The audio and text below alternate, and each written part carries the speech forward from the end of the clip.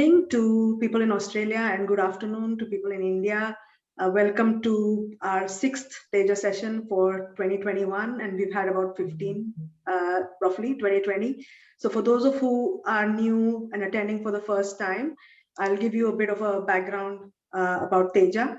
So Teja is an initiative that started last year in April when we were just at the beginning of the pandemic, and most of the time we were stuck at home, and it was we couldn't help but get a bit negative, get a bit worried.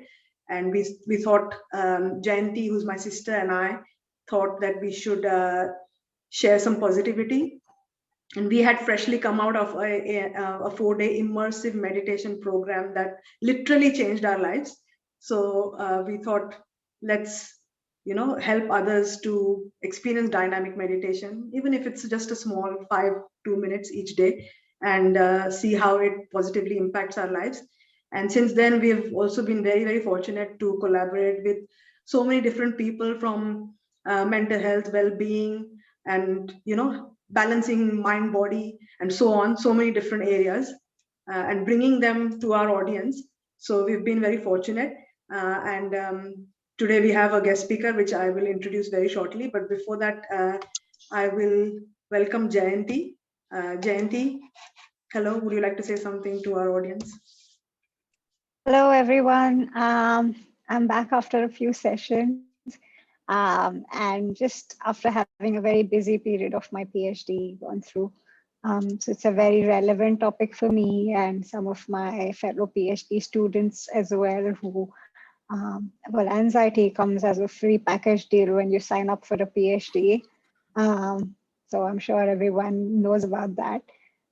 So I'm really excited to ask some questions and hear more about how we can take care of our anxieties in a better way. Thank you, Jayanti. And once again, many, many thanks to those of you who have been attending past sessions and providing feedback and also suggesting topics, because that has been very helpful for us to develop more content and do more research and bring to you something that is relevant and that can really help you, living more positive lives ahead. So I hope you've got an open mind and your journal today. So we've got another amazing guest speaker, and I will introduce you to her. But before that, I will go through what our topic is. It's come at a really relevant time in Sydney, especially. I will say that I must admit I was mildly anxious when the lockdown was announced. So I thought the pandemic was far from over as far as Australia is concerned. Well, not in terms of how many people got vaccinated, but in terms of in 12 months in Sydney, at least we haven't faced a lockdown situation. So it's kind of put off a number of things. And when you are, you like to be an organized person or like to plan ahead and want things to go to plan, and everything just crumbles, it can feel off-putting, it can feel disturbing.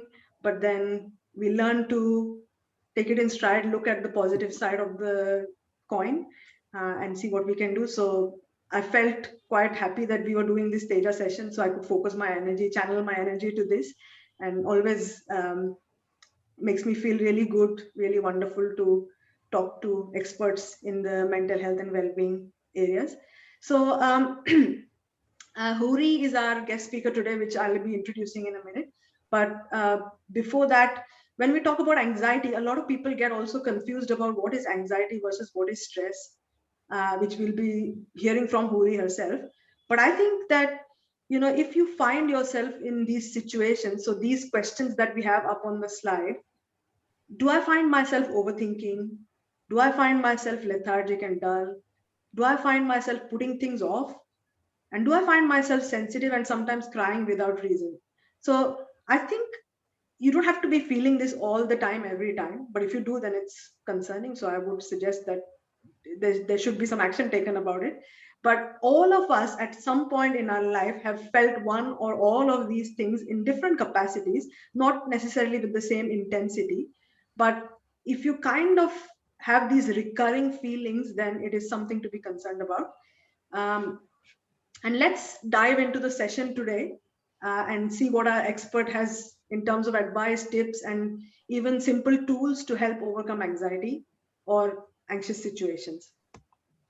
So let me introduce you to Huri Shah Deshpande. So Huri is a psychologist and counselor. She's got number of years of experience, 10 years of experience, and she has worked in esteemed institutions.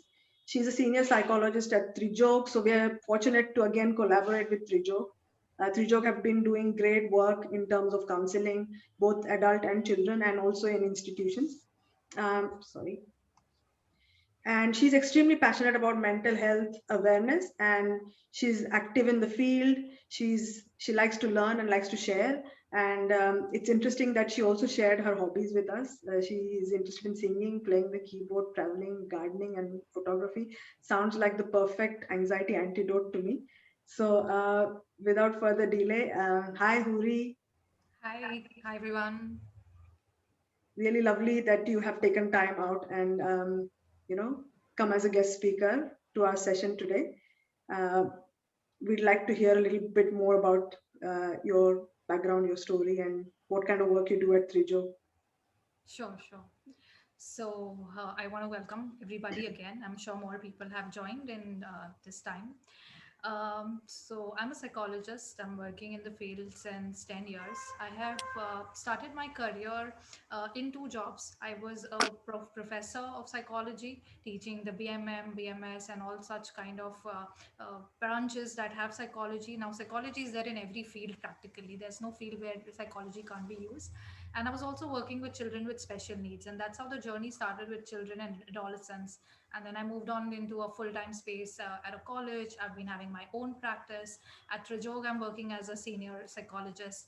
I'm basically at Trijog, I'm doing adult and corporate counseling, and looking into all kinds of ages, all kinds of problems. Could be anxiety, relationships, family issues, addictions, teenage issues, confidence, self-esteem, or the more severe issues where someone's actually going through, more a deeper condition, maybe an OCD, a depression, any of the anxiety disorders. So the list is huge. It would not be fair to really concise it.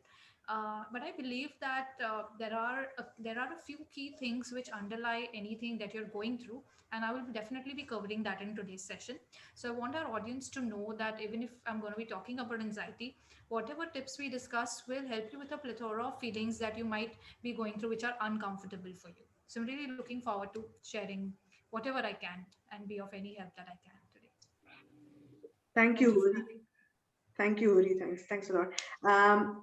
So the format of the session today is that it's going to be more casual, conversational type of session, and we have some pre-prepared questions for Huri. Like I mentioned, the first thing is most people even get confused between what actually anxiety is and am I really feeling anxious. So that leads me to the first question to Huri. What is exactly the difference between anxiety and stress? Yeah, this is a very, very interesting question. Often we use all these terms very interchangeably and very casually also. So the very, very difference between stress and anxiety is the reason. Okay.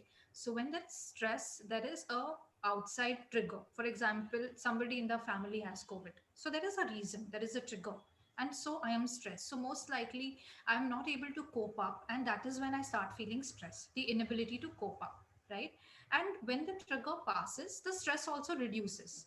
But anxiety is not like that. Anxiety is something where something has not happened yet, but we have this feeling of dread that what if this happens, what if lockdown happens again, what if my plans get cancelled again, from what Kalyani shared, what if I cannot go ahead with the trip I planned and I booked for.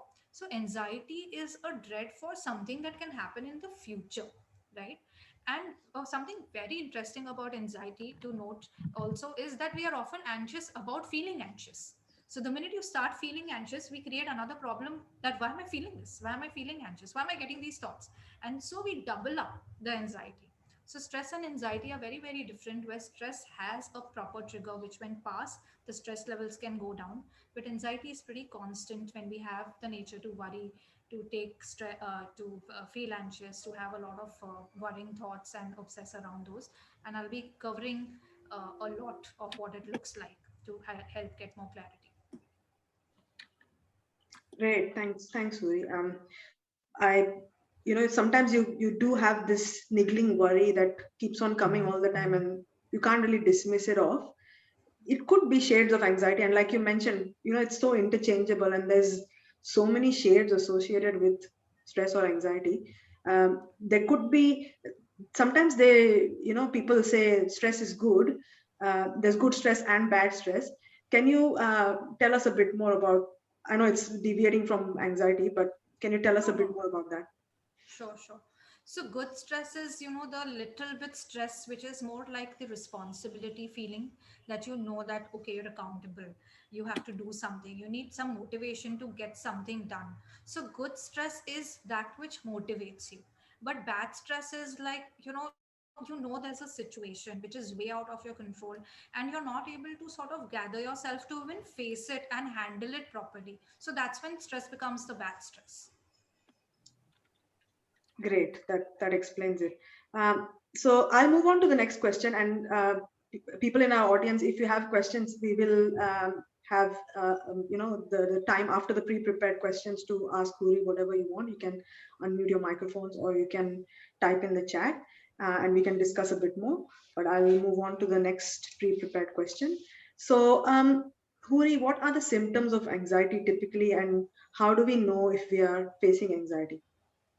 Okay, this is going to be very interesting for a lot of y'all. And I would love the session to be interactive. So, as I go through these various signs that I have sort of gathered from my own experience and listed them out for y'all to be able to identify yourselves, it would be nice if y'all want to raise your hands in the session. There is a hand raising sign in Zoom, or put it on the comment that, oh, this is the symptom which I face. Just to increase interaction, just so that I know that you guys are in sync with me and, we're all together. Great. So, about the symptoms, how do you know what anxiety looks like?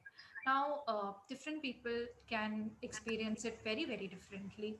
So, I have tried to collate all the experiences of different people, and the symptoms can change for the same person at different times, also, right? So, one of the most obvious signs is a constant worry feeling that you feel that something will happen, something you are dreading. That feeling is always there. You never feel relaxed, that life is okay, everything is running smoothly. When something happens, I'll face it. There's this constant need to be prepared for what you're dreading. So, this is a very classic symptom which most people go through. Then, of course, there is something known as having irrational fears, something which you know is never going to happen, but your mind has multiplied that into 100 times worse, and you're getting ready for the worst, which you know, if you go by your own experience, it has never really happened in the past. Then, something very, very troublesome symptom, very difficult for people to get out of this. And of course, when we come to the tips of handling it, I will cover, which is thinking in circles. This is the third symptom, where we are not able to break the chain of our thoughts. So once the anxiety thought has started to go round and round in circles, and not be able to step out of that and keep obsessing over it for hours and realizing time has passed doing that and completely feeling drained by that. Then there's procrastination. Many people wonder, they are so good at their work, yet they procrastinate. Why is that? Because a lot of people, when we have made it so big in our head, we don't want to face it, and so we avoid it. So avoidance is also a symptom, and so is procrastination, because we avoid things get procrastinated. Then, of course, too much sleep or less sleep, or too much food or not being able to eat food, are also symptoms of anxiety.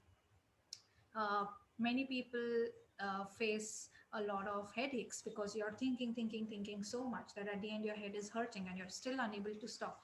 I'm sure people who go through anxiety realize that even after having had obsessed for an hour or two and tired of thinking about that topic, the brain can still continue to obsess in overdrive mode and not come out of that.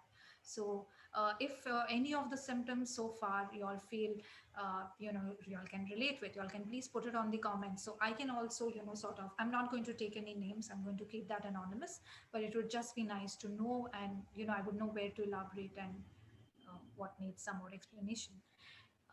Then one very peculiar symptom which people can identify is irritation. Suppose your mind is worrying about something and someone around you is enjoying and making noise. It can suddenly trigger you and irritate you. That is also a sign of there is a restlessness inside you. Or maybe you're pacing around, or maybe you're trying to control uh, your life and what is happening around you and control someone else also. So, for example, if your family is going out somewhere, you tell them, make sure you're taking the sanitizer, make sure you're coming back and having a bath and checking on them and trying to control them so that COVID doesn't happen. This is just a COVID example, but we tend to control many people around us. Then another very my favorite is perfectionism. Perfectionism is a very big sign of anxiety. It is the cause, it is the effect. You can take it in any way. uh, when we expect perfectionism, there is nothing known as perfect. But many of us have those perfect to do lists that we make, want the perfect day, want to squeeze in a lot in the day. So the perfectionism creates a lot of anxiety and is a symptom of anxiety too. Overworking, overscheduling, promising more than you can deliver. All these signs are relating to perfectionism. Then there is repetitive behaviors. So there'll be times when you will repeatedly give the same instructions to somebody because you're anxious that you want to ensure that it happens. Or you will engage in some sort of repeated checking so that you know you're 100% sure. So, looking for that 100% certainty, surety. These are all signs. Uh, then I covered escape, I covered sense of dread. Decision making. Many times we have confusion with decision making. We want to be 100% sure.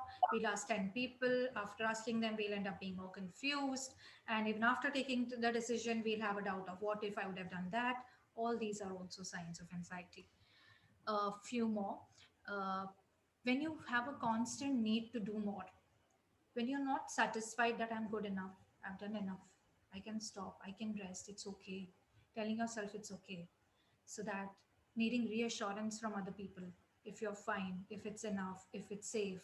This needing reassurance and not trusting your own self is also a very strong sign.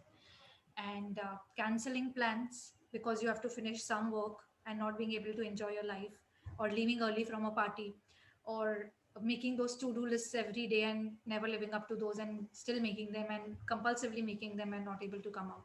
So I have really tried to compile all of this because for different people it may mean different things. So over to you, Kalyani. I hope this helps.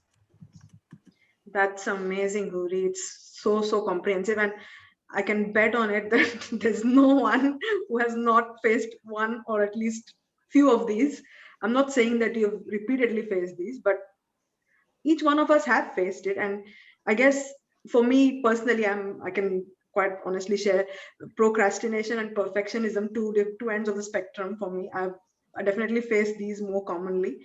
And if I become a bit more aware, I can actually pinpoint where I procrastinate most and Right. what I'm trying to chase in terms of being perfect, to the point where I end up not doing it because I think, oh, I have to wait for the perfect day. It's just like, I want to buy a pair of jeans, but I have to wait till the scale says that exact number, which doesn't happen. And then you feel even more demotivated, and then you end up eating chocolate cake. So this is a very simplistic example, but I'm sure all of us have faced few of these. And I think, in my opinion, it's okay. The first thing is to admit that it's okay to face these things.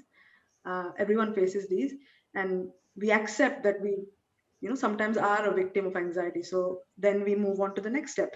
And for asking the next two questions, I'm going to ask Jayanti to ask the next question to Huri. Sure.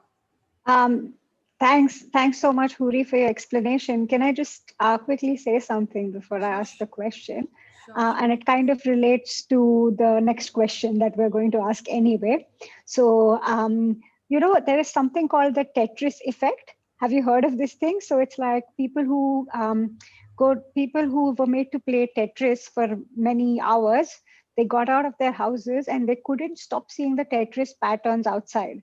Like they were playing Tetris for so many hours that they couldn't get out of it. And like this Tetris effect is seen in a lot of people who are in critical thinking jobs, analytical jobs. Research is one of them. Right. Because I find that this is so like rampant among researchers that we are Hmm. thinking all the time at work. People who have very analytical jobs also, they're thinking all the time at work. Most of us here are. And I think once we go back home, we cannot press an off button.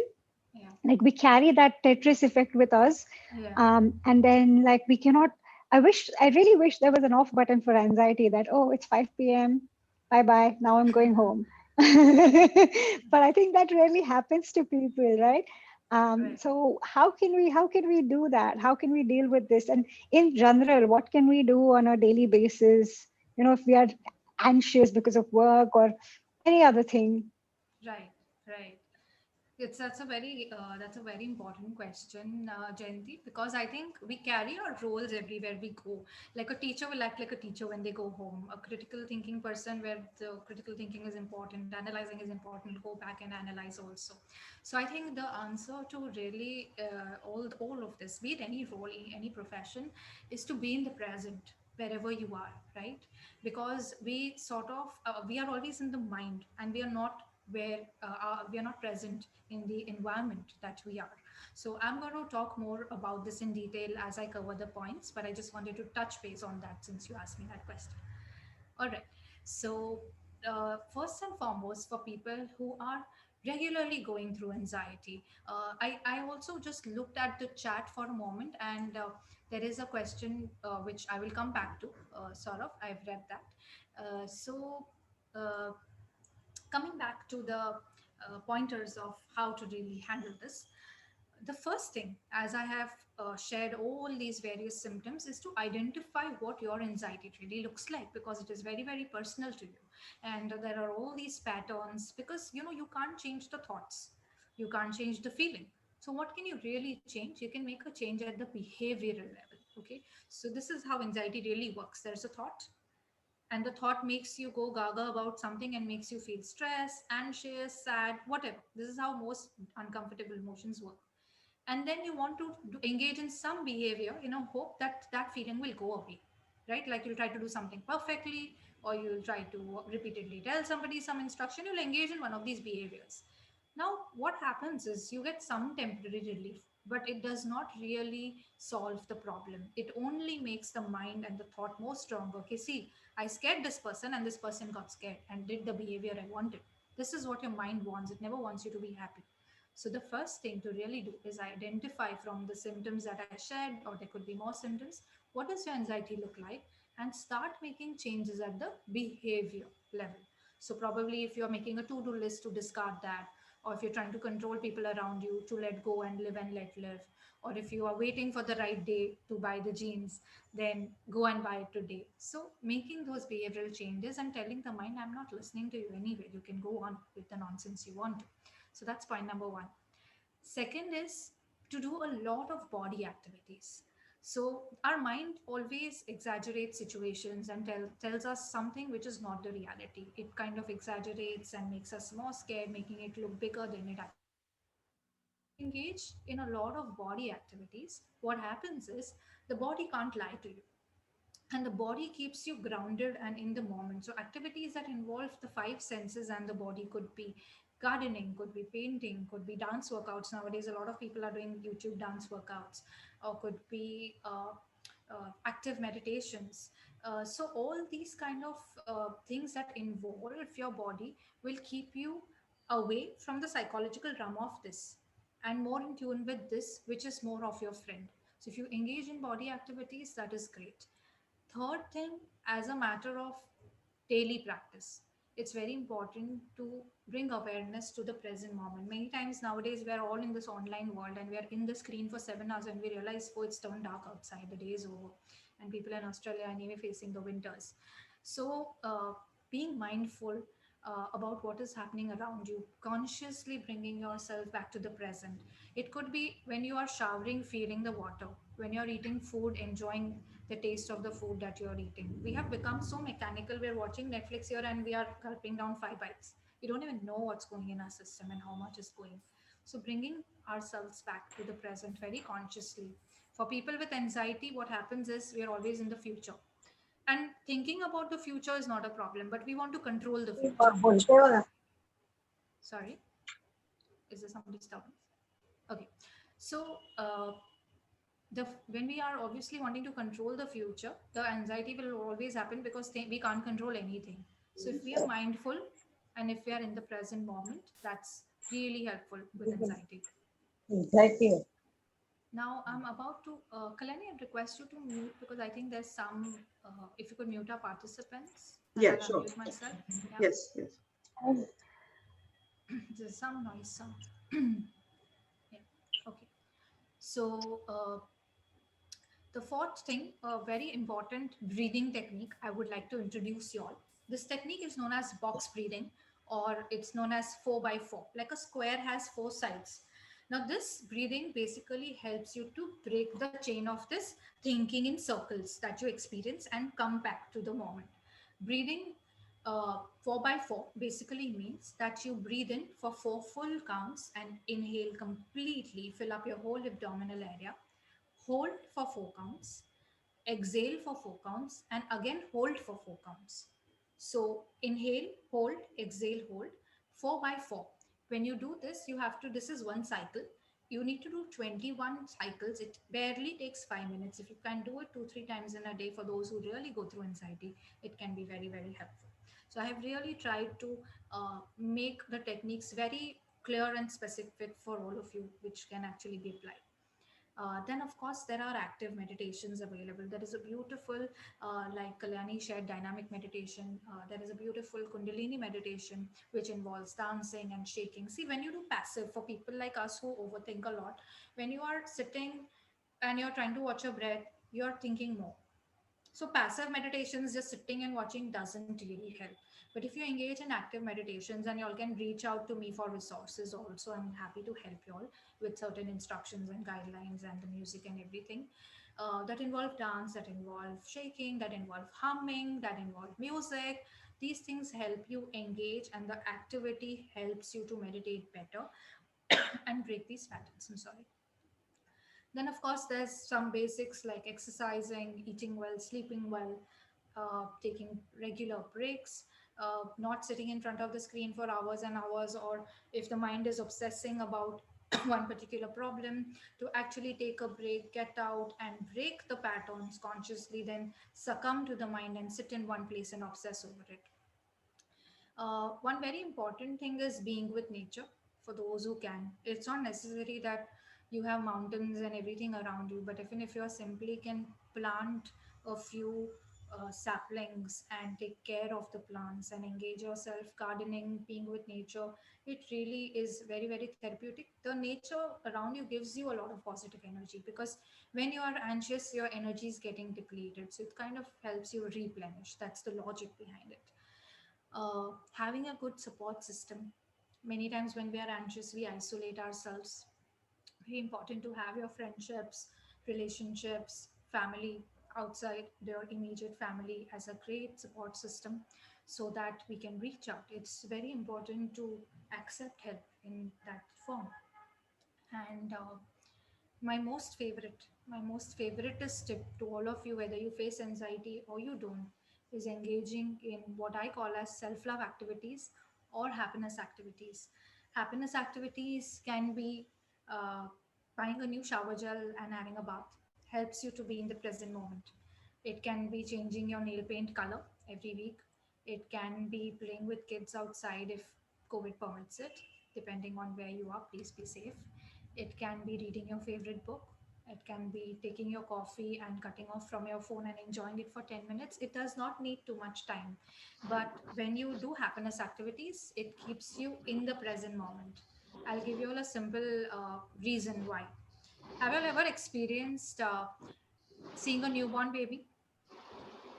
Watching a newborn baby, the tiny fingers, the small expressions. There's again some disturbance that I'm facing, Kalyani. Yeah, I think it's okay now. Little, it's okay, it's fine.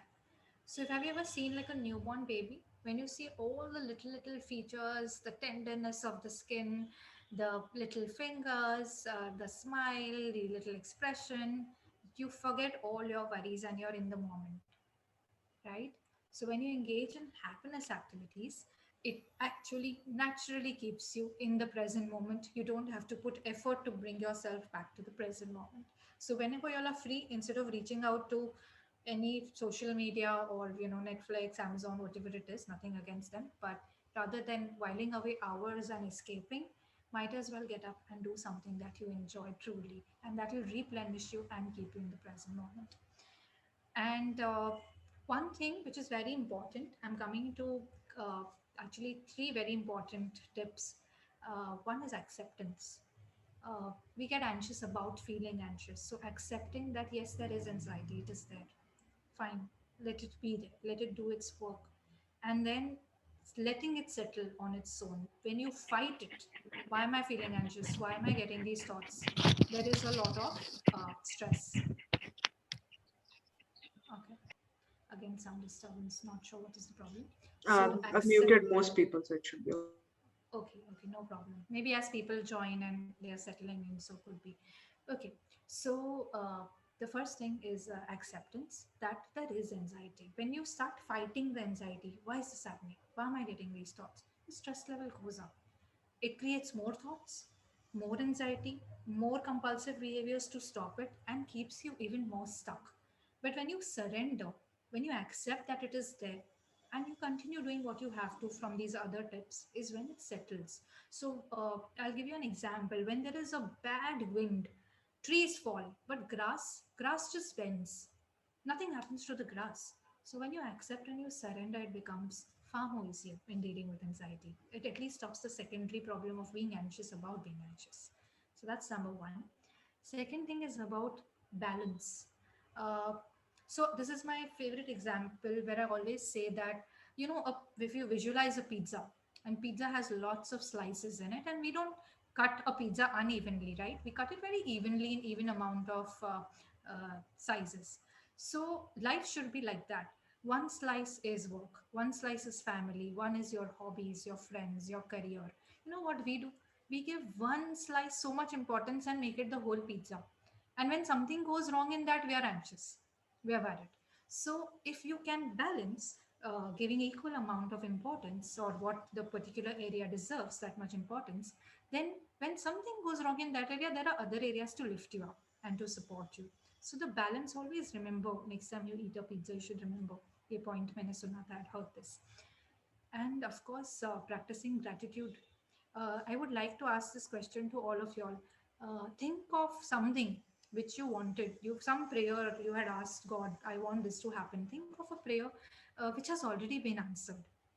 What could that prayer be? Can you all share with me in your comments in the chat? Or you all could, yeah, that would be best actually. If you could write your comments and we could come back to it. That what is the prayer? Like I always used to, when I used to pass Mithai college, I used to feel, oh, I want a job in this college, and that was the best job I had in my life. Or I always had a dream of living in the mountains, and my last job was a residential job in the mountains. Which is the prayer that has already been answered? What are the tough times you've already gone through? Because that gives you perspective of what are you so worried about. It's all going to fall in place. So gratitude, acceptance, and balance, these three things go a long way. And lastly, helping somebody.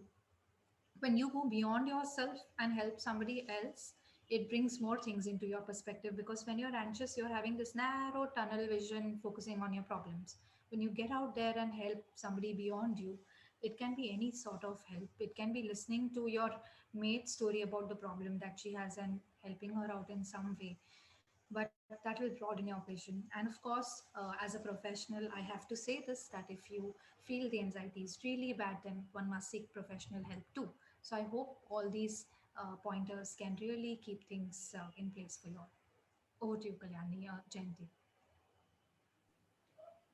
Thanks, Huri. I think all the suggestions you gave and the examples you gave were so beautiful, so simple and clear. About the pizza example, I think is very relevant. Growing up in India, often I've felt that your career is important. You need to study, you need to be like, whatever, you need to do this and that. And then suddenly you're 25 years old, and the slice of the pizza, which is about getting married, becomes a lot bigger. So it's, And then when you're finishing your PhD again, the career slice is becoming bigger. So I like the analogy that you gave about balancing the size of the slices. I thought that was really nice. I really liked it. Kalyani, do you have something to say as well? It's perfect. I think there's just so much wealth in terms of the tips you gave. And maybe, at the end we can just do a quick recap of at least the 5 tips, or maybe ask people to share what were your top 3 tips that you took away from today. That'll be great. So then we can all, have a refresher and try to practice at least 2 or 3 of these on a daily basis.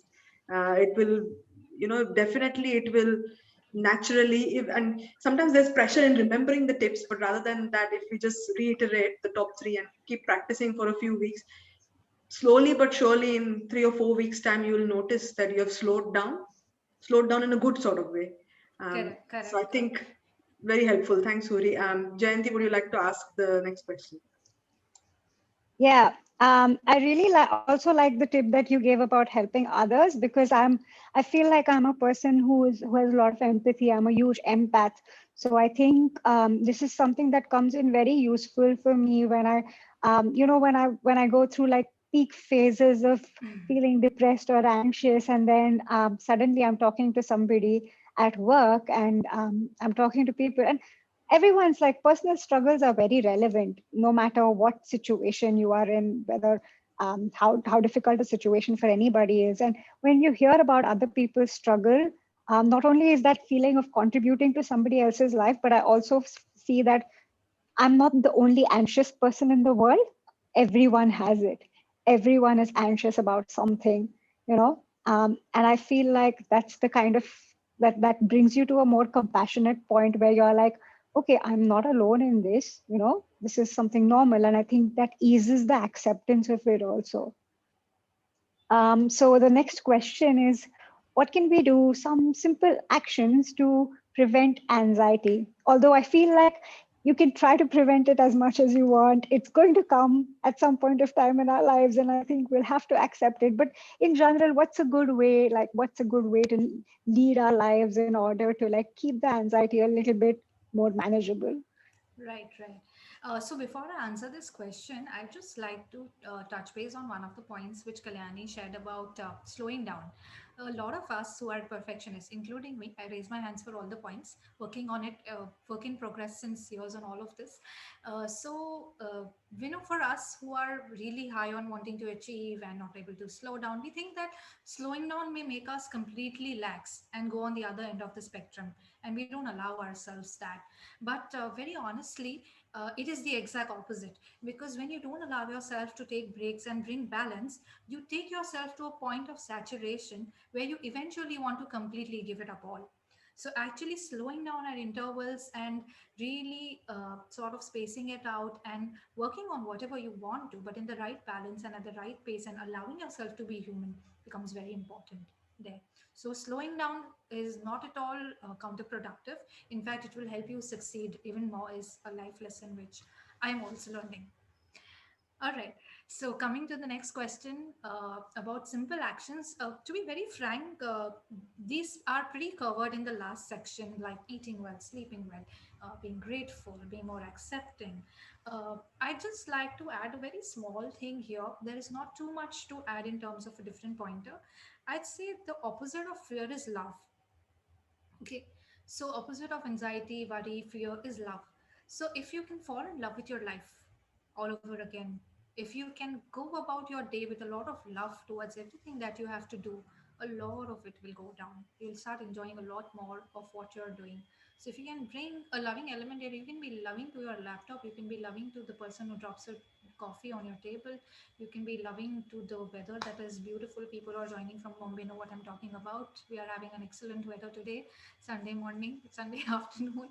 So I think if you can bring in love, an approach of love. When I say love, I'm saying if you could be love personified.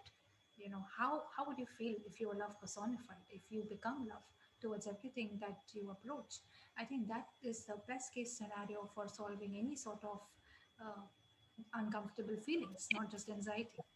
Rest, whatever we have covered, are very, very simple actions. to prevent anxiety. I would rephrase this question as to how can I continue living a good life rather than how can I avoid anxiety. When I think about this question, when we were pre-preparing, it sounded like, okay, I'm already anxious about wanting to avoid this, so I'd rather rephrase this into how can I continue living a good life, right? That's very well said, Huri, because you know, I've heard this from people, different people who are from a psychology background, that telling something don't do that is very hard for the brain, because the brain has to first create the image of the thing. Don't slam the door. The brain creates an image of slamming the door and then don't.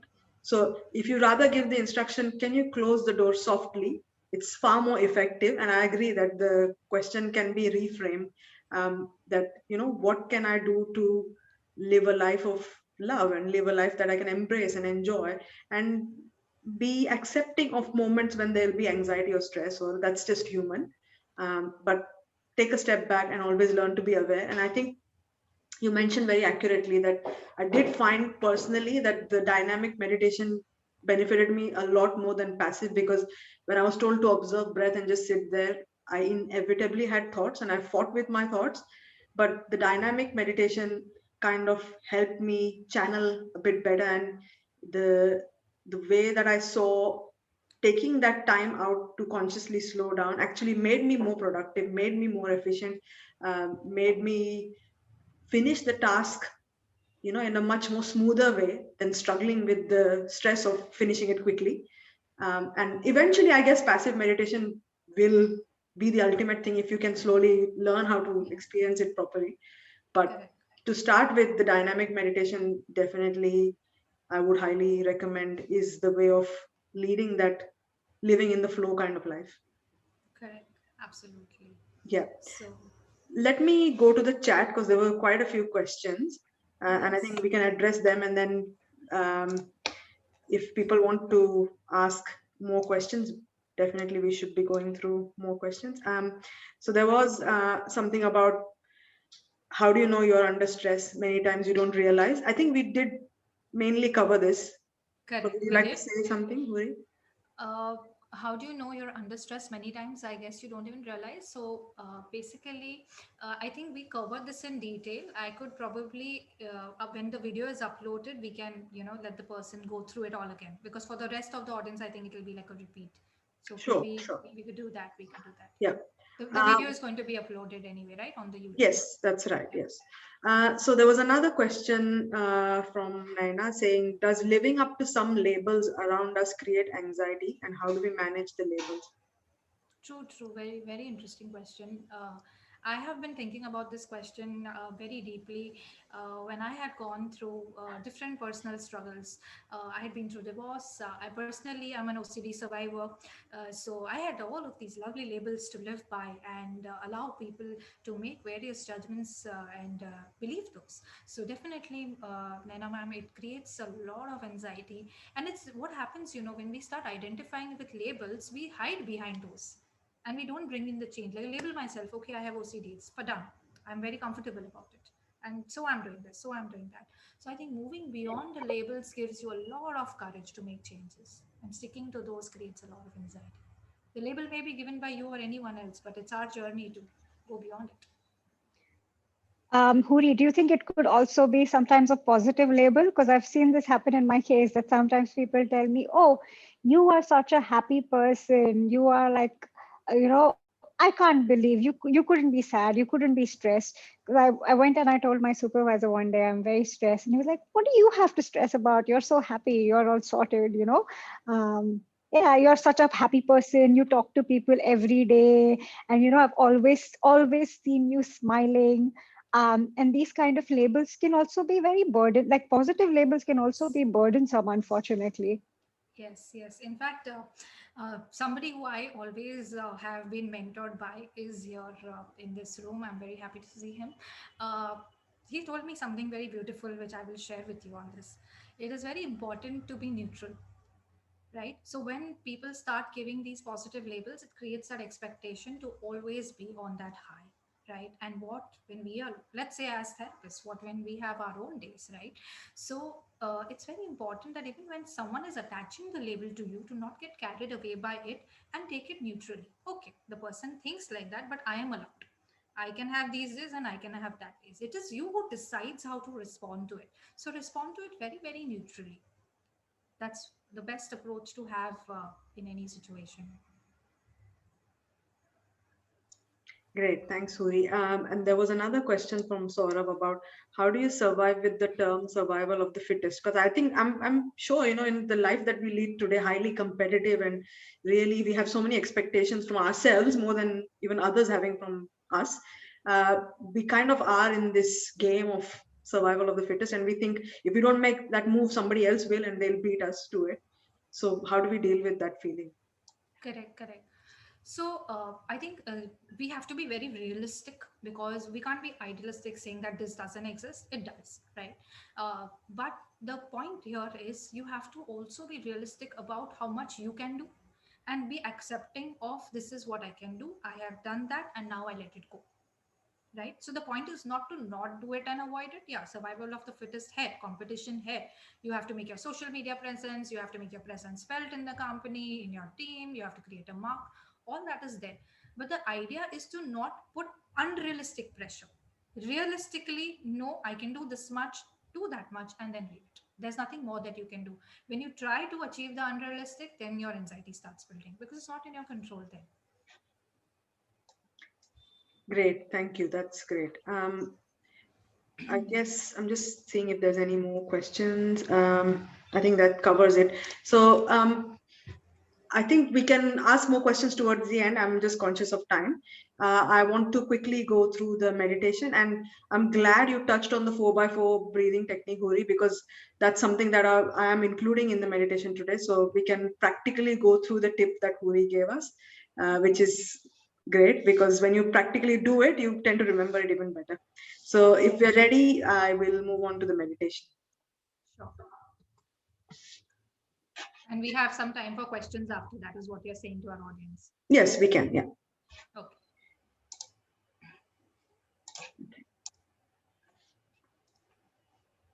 So sit down comfortably and close your eyes, everyone.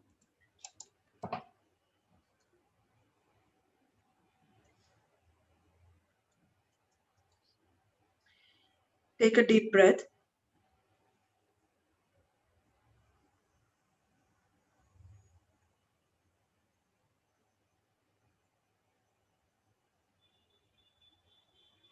Now we're going to relax the physical body.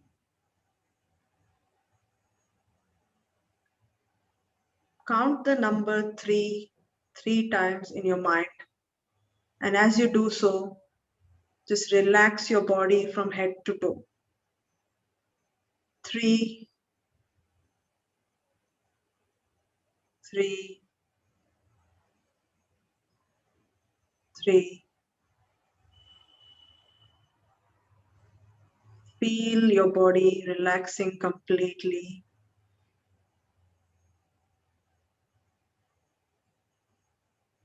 Take another deep breath.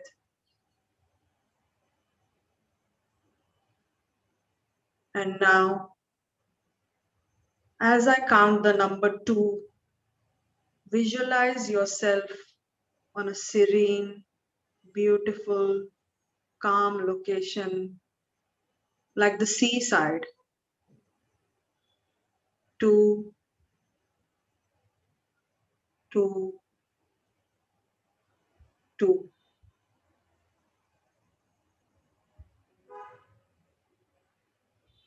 Take another deep breath, and this time, when I count the number 1, experience everything at this spectacular seaside location. The gentle breeze, the warm sun on your skin, smell of the fresh salty air, and the sound of the beautiful soothing waves. 1, 1, 1. Your mind and body are completely relaxed now.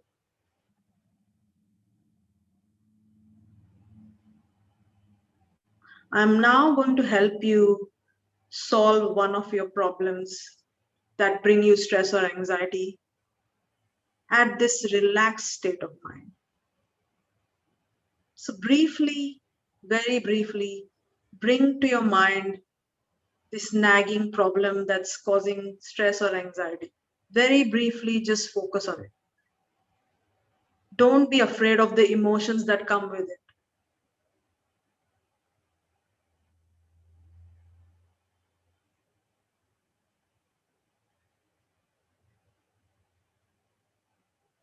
And now, before your mind rushes to pass judgment or comments or trying to solve it, we are now going to insert this 4x4 breathing technique right now. So imagine a square, and as we breathe, we are going to go along the 4 sides of the square. Breathing in for 4 counts, top side of the square. 1, 2, 3, 4. And release vertical side of the square. 1, 2, 3, 4. Breathing in bottom of the square. 1, 2, 3, 4. Breathing out vertical side of the square. 1, 2, 3, 4. One more time. Breathing in top of the square. 1, 2, 3, 4. Out. 1, 2, 3, 4. Once again in. 1, 2, 3, 4. Out. 1, 2, 3, 4. One last time. 1, 2, 3, 4. 1, 2, 3, 4. In. 1, 2, 3, 4. Out. 1, 2, 3, 4. Come back to the seaside now and just imagine the feeling of this anxiety or stress causing situation has just gone. Poof, vanished. It's been resolved. You don't know how, you don't care how. It has been resolved.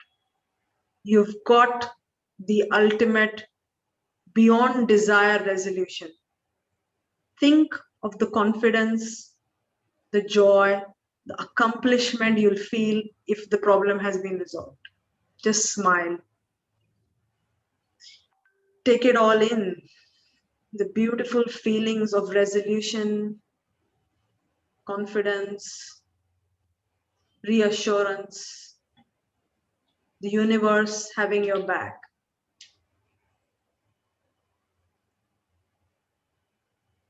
Thank the universe for this ultimate resolution.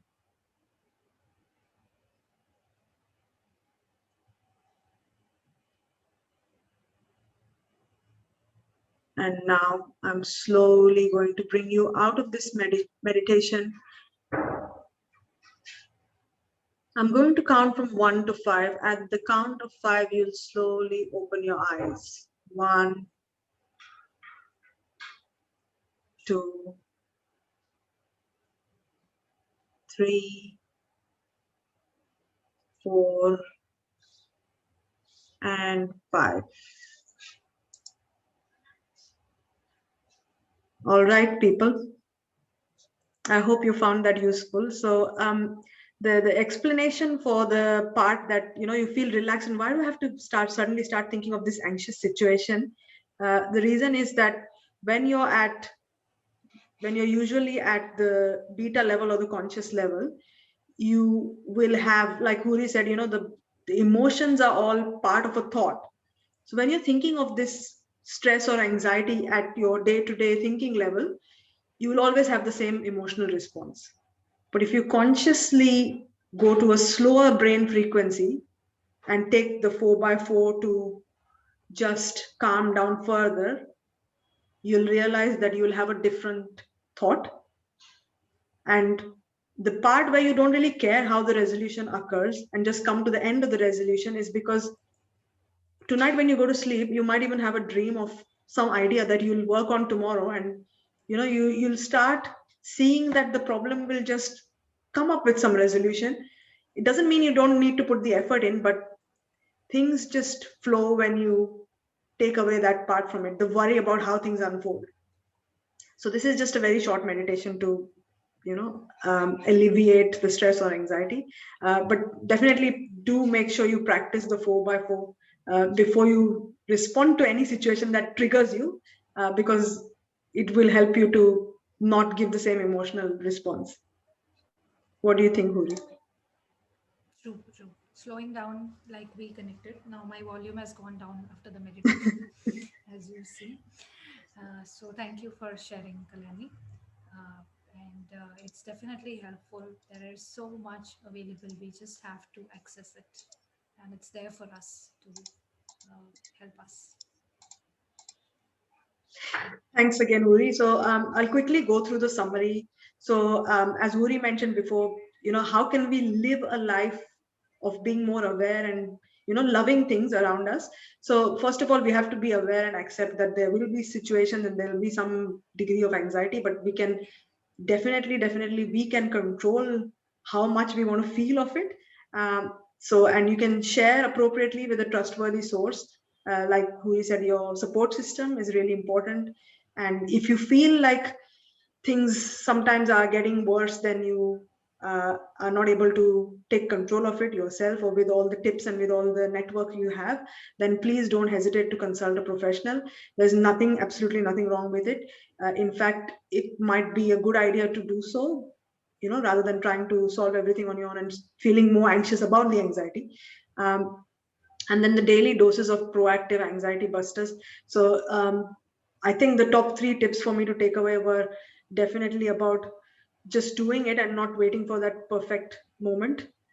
Because when you do something, you actually feel more accomplished, and you feel good about yourself. You have better self-esteem. That is definitely one tip. And then the 4x4, I actually really like that technique so much. So, and gratitude, definitely gratitude. The moment you said think about the prayer that has already been answered, it already made me 50% better than what I was feeling at that moment. So gratitude can instantly raise your energy, and love is the highest vibration of energy that anyone can feel. So thank you, Huri, for sharing those tips. They were really, really good. And I'll move on to the media links.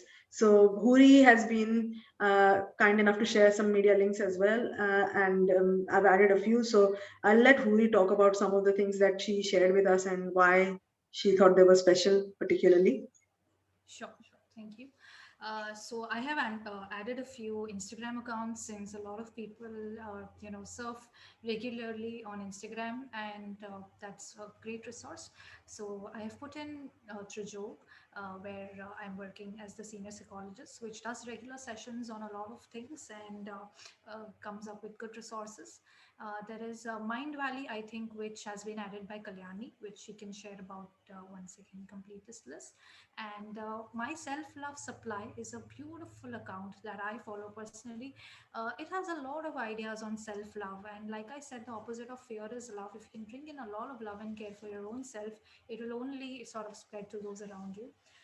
There's an account of Dr. Julie. That name is incomplete. It should be, I think, Dr. Julie Smith, or maybe that's how the handle is on the link. Probably y'all can check. So this Dr. Julie Smith is basically comes up with these 30-second videos on different topics, and is extremely creative, extremely positive. It really lights up like my day, like anything, and great ideas. Dr. Ganesh personally has been of great help to me, and mentored me through a lot of times in my life, and comes up with a lot of creative personal thoughts and ideas. And so I have put his account too for those who would like to access and learn from his thoughts. And lastly, I have put my account where I am regularly posting content, being available to answer your questions, and being in regular touch to be of any help that I can. So please feel free to DM me anytime you like. In the books, I have put a book which is one of my personal favorite, The Present. The Present is a book by Spencer Johnson, which is a 100-page thin booklet where it's a form of a story, a parable, where in a very, very simple language it is explained and key points are highlighted for you and kept. And the book is very beautifully designed and easy to read. There is something also known as a book called On His Own Trip, which is by Neeraj Narayan. Now, this is a travel book, but honestly, the man talks a lot about coming out of your comfort zone and breaking your own barriers, your perfectionisms, and that book has inspired me to break a lot of my patterns and come out of my comfort zone. So I really recommend. It's a great read, fun read. You'll come to know about a lot of new places, a lot of adventures. It's beautiful. Then there is something worried or anxious. Remember these four things. Basically, this video is by Sadhguru and covers some of the major points which I covered today, which I reflected after making my entire write up and everything. I saw this video and I said, hey, this covers it all. So then I kind of put that video in also. And I think some other things have been put by Kalyani. So, Kalyani, you could share. Yeah, sure. So I think people who regularly listen to our sessions, they know how Jayanti and I are big fans of Mindvalley, and they literally have everything under the sun related to whether it's to do with the mind-body connection, whether it's to do with uh, mental well-being, whether it's to do with unlocking the superpower of the mind, whether it's to do with meditation techniques. It has got everything. So definitely, and they have a lot of free content as well. So we encourage you to follow their Instagram and look at their YouTube videos. In fact, there's so many amazing people that Mindvalley has collaborated with, Shri Kumar Rao being one of them, and he's very, very impressive person. Control is a Myth. I would highly recommend that YouTube video. When you listen to him speak, you actually look at your own life and go, why am I even worrying? Honestly, that's so. And then there's School of Life that I'll ask Jayanti to tell us. Yeah, School of Life is one of my favorite YouTube channels because very complex concepts of psychology and just general well-being are explained so well in the form of like these short animated videos. And they have a lot of videos about anxiety. So I'm quite a regular follower of the School of Life YouTube channel, and I highly recommend it to everyone. And yeah, I would, while we're concluding, I just want to thank Huri. Thank you so much for coming in and giving us these lovely tips. I learned a lot. And I think it just made all of us a little more self-aware of and a little more accepting of our anxieties, which I think is very important. So thank you so much for coming along. And I loved all your simple explanations. And I thought it was a great session. Thank you. Thank you so much. Thank you for having me. It's always a good revision for everyone, even for us. And the more we can connect to more people on this online platform, I always feel very, very grateful. It is, I am always ready for these sessions and very, very happy to interact. Thank you so much, Uri, really for taking the time and for preparing for this session as well and sharing all your tips and also making it so realistic with your own personal examples. And I think everyone has faced some of these symptoms. So you had such a comprehensive list of the symptoms and the tips. So there's a lot to take away, I'm sure. Thank you so much. Really, really appreciate your being our guest speaker today. My pleasure, completely. And thank you to everyone who's attending today. And for those who missed out, please make sure you visit our YouTube channel. You can also catch up on all the past videos. And then there's our Instagram. You can also feel free to write to us, or if you have our contact details personally, Jayanti and me, please feel free to provide your feedback and suggest any topics that you would like us to bring you in the future. And if you have any guest speakers in mind that you would like to hear from, we'll do our best to make sure we collaborate with people that can bring you more positive thoughts, positive ideas. And don't feel anxious about the lockdown. Make sure you engage yourself in something that's meaningful, productive, like Huri mentioned, even if it's singing, dancing, gardening. Do a personal project maybe for the next 2 weeks, and you'll be thrilled with the outcome, and you'll come out feeling much happier.